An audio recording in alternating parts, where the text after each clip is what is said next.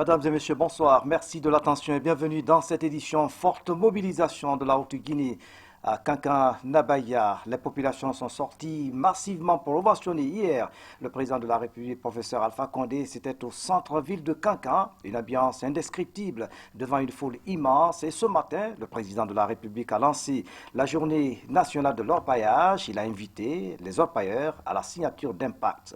Nous vous proposons un extrait de son discours d'ouverture des travaux. Et chers orpailleurs, je veux d'abord vous remercier grandement de votre mobilisation de ce matin, mais particulièrement de votre mobilisation d'hier, car partout on voyait les képis que vous avez fabriqués. Je dois vous rendre hommage pour cette grande mobilisation. En 2011, nous avons fait la journée des paysans. Et nous avons signé un pacte avec les paysans. Qu'est-ce que ça veut dire un pacte? Un pacte, c'est un contrat synalmatique, ça veut dire chaque partie prend un engagement et respecte. Je me suis engagé à fournir les engrais et les herbicides aux cultivateurs à moitié prix sur leur champ. Ils se sont organisés aussi à rendre la Guinée autosuffisante, c'est-à-dire à produire pour qu'on n'importe plus de riz. Chacun a respecté ses engagements.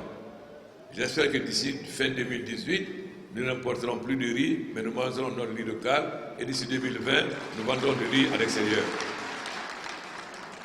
Alors nous voulons faire le même pacte avec vous. Je vous ai écouté. Au fond, beaucoup de choses que je vous ai dit, vous-même vous l'avez dit. Les inconvénients, l'utilisation des produits chimiques, la destruction de la nature, etc. Vous-même vous avez montré qu'est-ce que vous faites vous-même aujourd'hui qui détruit la nature, qui détruit la Guinée. Donc, vous devez vous engager à cesser ces méthodes et avoir une méthode moderne d'exploitation de l'or. Vous devez vous engager à ne plus utiliser des produits chimiques. Vous devez vous engager à ne plus détruire l'environnement, notamment des dragages qui non seulement ensablent les rivières, mais empoisonnent l'eau. Vous devez aussi vous organiser, lutter contre l'orpaillage clandestin. En effet, nous avons expulsé beaucoup d'orpailleurs clandestins, mais certains sont revenus avec la complicité, soit des sous-préfets, soit des présidents de district. Nous n'allons plus accepter cela.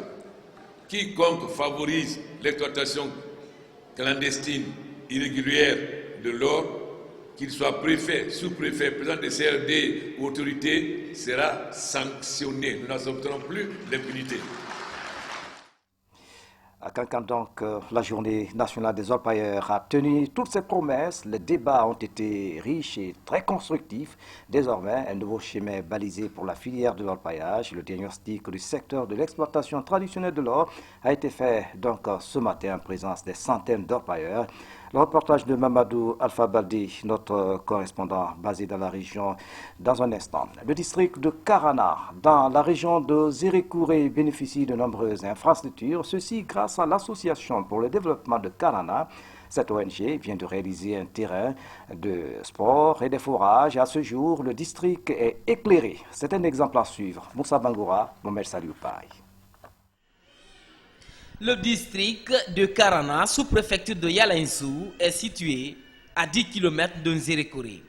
Cette agglomération vient de bénéficier de quelques infrastructures de base de l'Association pour le développement de Karana. Il s'agit pour un départ de la réalisation de ce terrain de football pour un coût estimé à 230 millions de francs guinéens.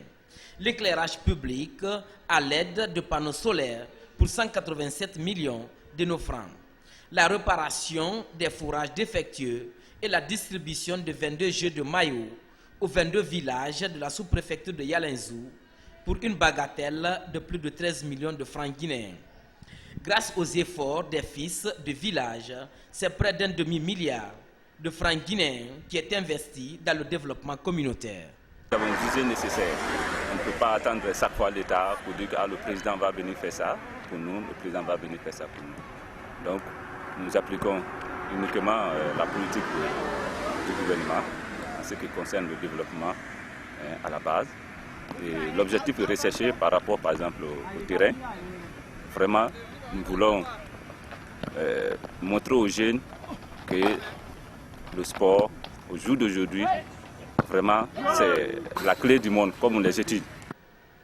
Ce soutien des fils ressortissants et résidents de l'Association pour le développement de Karana a été vivement apprécié par les citoyens et autorités de la cité. Nous sommes satisfaits de cette association parce que l'association, c'est lui qui répare les forages ici.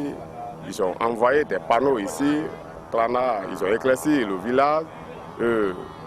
Ils font beaucoup de choses pour le village ici. Ils ont fait le terrain de foot ici. Aujourd'hui, ils ont même clôturé le terrain. Donc ça marche bien. Ce qu'ils ont fait à Karana, en tout cas, la population est inquiète. La population est contente de plus. Dans ce village, la scolarisation des enfants est un véritable défi. Pour sensibiliser les habitants sur le bien fondé de l'éducation, les admis aux examens nationaux sont encouragés.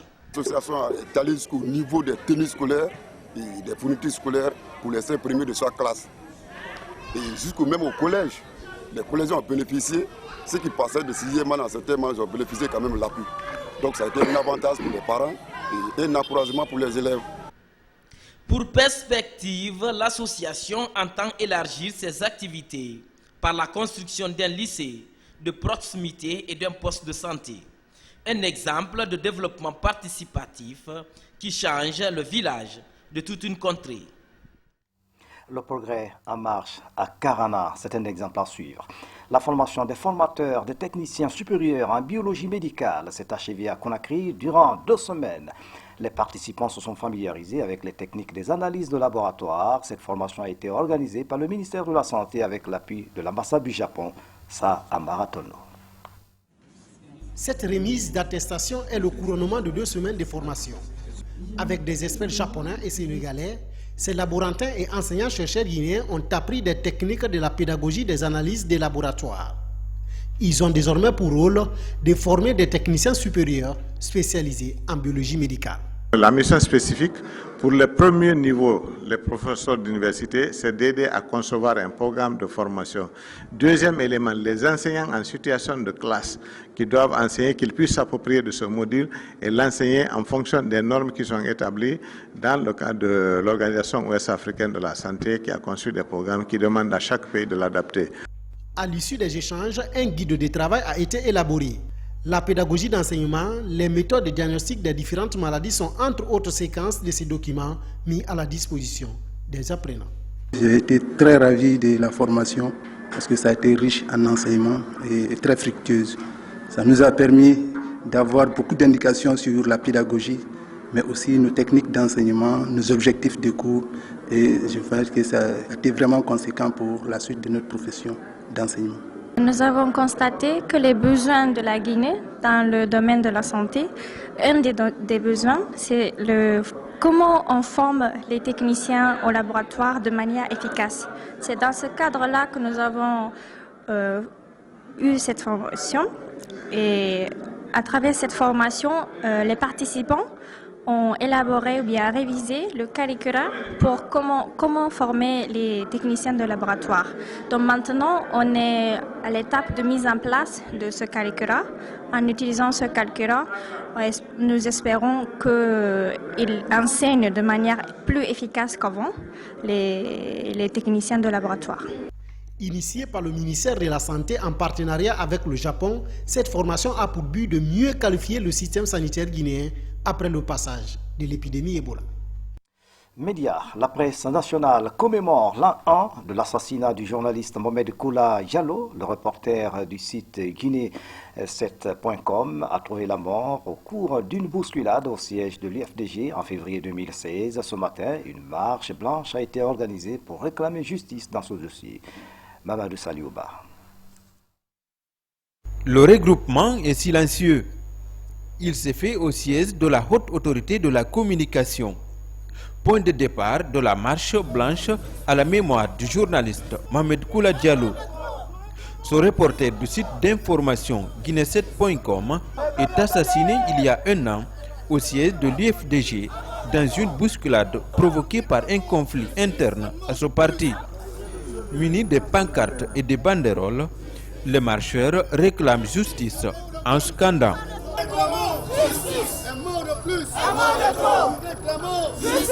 Cette marche est faite pour qu'on puisse rappeler qu'il y a un an, Elhadj Mohamed Doukoula a été tué pendant qu'il exerçait son métier, il faisait son travail, et que depuis un an, nous ne savons rien de ce qui se passe.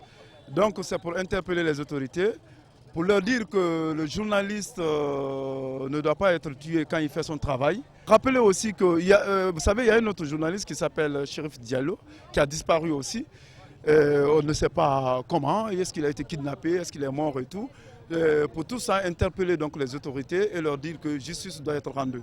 Nous aurions aimé que depuis l'année passée jusqu'à maintenant, qu'il y ait que la justice nous dise quelque chose par rapport à cet assassinat-là.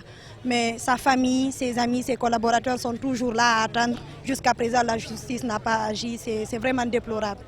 En plus des journalistes, des artistes engagés comme Eli Kamano et des hommes politiques à l'image de Baouri, ex-vice-président de l'IFDG, se sont associés à la marche.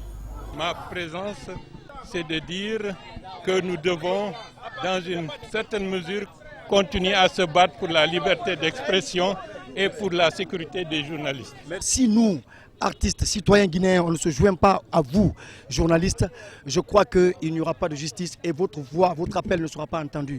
C'est pourquoi ce matin, quand j'ai reçu l'appel de mon frère, je me suis dit, mais ça va dans l'optique de mon combat. Le ministère de la Justice est la destination finale de cette marche blanche. Ici, c'est devant un portail clos qu'une déclaration est faite pour dénoncer les violences à l'encontre des journalistes. Dernier virage de cette édition sport avec la CAN Total Gabon 2017 qui s'est achevée donc hier avec la victoire des Lions indomptables du Cameroun. Elle a battu l'Égypte sur un but de 2-1. Matiza Souma revient sur les temps forts de cette rencontre. Finale qui commence tambour battant ce dimanche au stade de l'Amitié de Libreville. D'un côté, l'Égypte, 7 fois détentrice de la CAN, et qui a connu une traversée du désert de 7 ans après son incroyable triplé de 2006, 2008, 2010. Et de l'autre, le Cameroun, 4 fois vainqueur, est composé d'un effectif rajeuni. Dès le coup d'envoi, l'équipe du Cameroun a imposé sa tactique à l'équipe adverse. À la 23e minute de jeu, El Meni ouvre le score sur une passe de Mohamed Salah. 1-0 pour l'Égypte. Score qui est resté inchangé jusqu'à la fin des premières 45 minutes. Au retour des vestiaires, l'Égypte de Hector Cooper est restée plus déterminée avec une défense de fer devant l'équipe du Cameroun.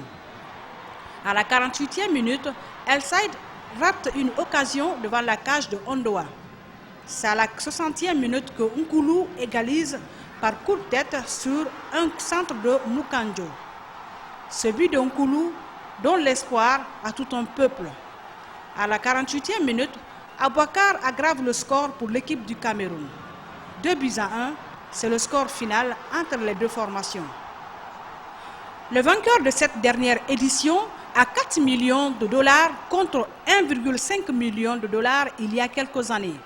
La deuxième équipe, qui est l'Égypte, va recevoir 2 millions de dollars contre 1 million il y a 2 ans. Et le Cameroun continue donc à fêter son ère de gloire. C'est la fin de cette édition à tous. Merci de nous avoir suivis.